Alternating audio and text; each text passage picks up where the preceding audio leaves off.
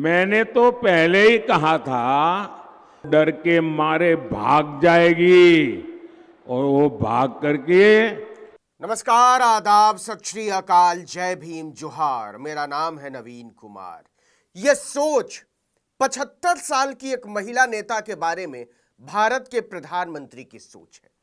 भारत की बेटियां पूछ रही हैं कि किसी भी देश का प्रधानमंत्री महिलाओं के बारे में इतनी घटिया सोच कैसे रख सकता है, इतनी स्तरहीन बातें कैसे कर सकता है, इतनी कुंठित भावना कैसे रख सकता है, इतना ओछा नजरिया कैसे रख सकता है। डर के मारे भाग जाएगी।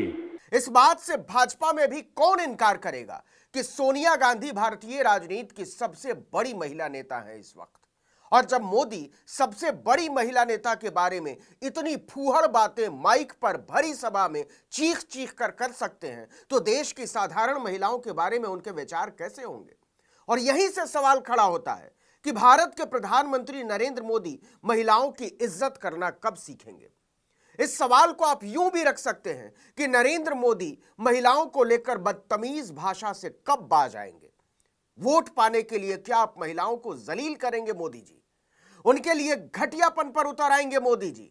अगर महिलाओं को लेकर आपका यही नजरिया है तो फिर महिला सम्मान को लेकर आपकी सोच पर शर्मिंदगी शब्द को भी शर्म आती होगी। सोनिया गांधी जी जो एक हमारी वरिष्ठ महिला नेता है और जिनकी न सिर्फ कुर्बानियां मगर एक तरह से डिग्निटी जो हाउस में रही है, पॉलिटिक्स में रही है, अपनी पार्टी के लिए कुर्बानी रही है और जो हर महिला के लिए एक प्रेरणा भी है। जिस तरह पंत प्रधान ने उनके बारे में बोला है वो न सिर्फ उनको खुद को शोभता है न पंत प्रधान की गरिमा को। दरअसल नरेंद्र मोदी ने सोनिया गांधी को नीचा दिखाने के चक्कर में अपनी ही पार्टी भारतीय जनता पार्टी को भगोड़ों की पार्टी करार दे दिया है, क्योंकि उन्हीं के हिसाब से लोकसभा की बजाय राज्यसभा के जरिए सांसद बनने वाले लोग भगोड़े होते हैं। यही है ना नरेंद्र मोदी की दलील। इस पर आएंगे, लेकिन इसके पहले जरा रायबरेली जिला निर्वाचन अधिकारी के दफ्तर का एक दृश्य देख लीजिए। 75 साल की एक वृद्ध महिला को लेकर नरेंद्र मोदी की बेशर्मी और साफ हो जाएगी। राहुल गांधी का नामांकन होना था। सोनिया गांधी सबसे पहले निर्वाचन अधिकारी के कमरे में पहुंचती हैं।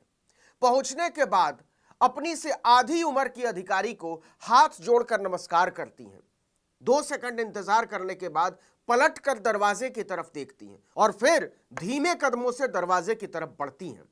दरअसल वो कांग्रेस के राष्ट्रीय अध्यक्ष मल्लिकार्जुन खड़गे के कमरे में न पहुंचने से चिंतित हो जाती हैं। बाहर बहुत धूप थी और खड़गे की उम्र 81 साल है। वो सिर पर अंगोछा लिए कमरे में दाखिल होते हैं। खड़गे अंदर आकर राहत महसूस करते हैं। सोनिया बैठने को कहती हैं और जब तक खड़गे बैठ नहीं जाते सोनिया गांधी खड़ी रहती हैं। इसको कहते हैं तहजीब। सोनिया गांधी चाहती तो आराम से बैठकर भी खड़गे का इंतजार कर सकती थी। पार्टी और संसदीय राजनीति दोनों में सोनिया गांधी उनसे वरिष्ठ है, लेकिन वो मनुष्यता और शिष्टाचार दोनों नहीं भूलती। लेकिन राजनीतिक प्रतिद्वंदिता और महिलाओं को लेकर फूहड़ सोच रखने वाले नरेंद्र मोदी 75 साल की ऐसी बुजुर्ग महिला के लिए, जिनका स्वास्थ्य ठीक नहीं रहता, जिस भाषा का इस्तेमाल करते हैं, यह उनके संस्कारों को उधेड़ कर रख देता है।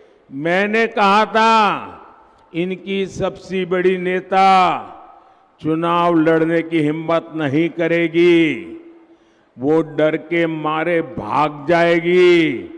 शर्म आती है और अफसोस होता है कि देश की एक दिग्गज महिला नेता और अपनी साथी सांसद को लेकर ऐसी फूहड़ सोच रखने वाला आदमी भारत का प्रधानमंत्री है। लेकिन मोदी गर्व से कहते हैं कि ऐसी सड़क छाप भाषा का इस्तेमाल मैं केवल सड़क की सभाओं में नहीं करता, बाकायदा संसद में भी ऐसी ही सड़क छाप भाषा का इस्तेमाल करता हूं। मैंने तो पहले ही कहा था इनकी बड़ी नेता डर के मारे भाग जाएगी। मैंने पार्लियामेंट में कहा था, तब तो चुनाव को 2 महीने की 3 महीने की देर थी। यह डरावना है। जरा सोच कर देखिए, क्या यह अफसोस की बात नहीं है कि महिलाओं के बारे में इतनी गंदी सोच रखने वाला, इतना कुंठित आदमी भारत का प्रधानमंत्री है। और औरतों के बारे में ऐसी घटिया बातें उन्होंने पहली बार नहीं की हैं। शशि थरूर की पत्नी स्वर्गीय सुनंदा पुष्कर को उन्होंने 10 साल पहले 50 करोड़ की गर्लफ्रेंड कहा था, उनकी कीमत लगाई थी।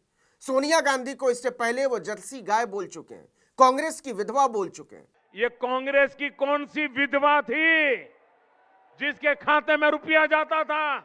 इतना ही नहीं, प्रधानमंत्री बनने के बाद भरी संसद में मोदी ने कांग्रेस की सांसद रेणुका चौधरी की हंसी पर कटाक्ष करते हुए उसकी तुलना राक्षसी ताड़का की हंसी से कर डाली। रामायण सीरियल के बाद ऐसी हंसी सुनने का आज सौभाग्य मिला है। तो कोई ढकी छिपी बात नहीं है, यही है नरेंद्र मोदी की बुनियादी सोच।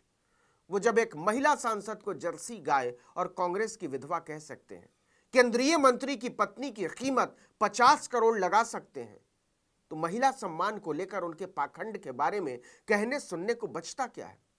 लेकिन सवाल इससे भी आगे का है, और यह विचार केवल सोनिया गांधी के बारे में या सुनंदा पुष्कर के बारे में या रेणुका चौधरी के बारे में नहीं है।